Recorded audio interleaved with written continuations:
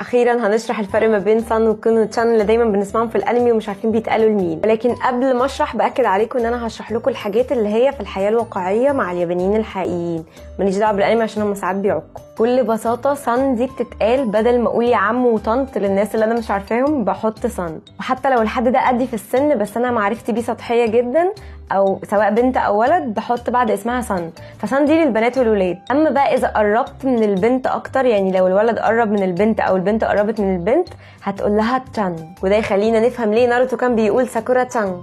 اما لما البنت تقرب من الولد هتقول له كون، فكون دي للولاد، كون مش كو، كون. وده يخلينا برضو نفهم ليه كانت ساكورا بتقول ساسكي كون. فلو هنلخصهم بسرعه، سان للبنات والولاد اللي ما نعرفهمش، كون للولاد القريبين مننا، تشان للبنات القريبين مننا. دي بقى الاستخدامات التانية اللي هي زي سensei، دي بتتقال للمدرس بتاعنا او للطبيب. ساما بقى ودونو والحاجات دي كلها ما بتتقالش في الواقع، موجودة بس انت يعني ساما دي هتقولها اللي هي فيها تبجيل وعظمة واحترام.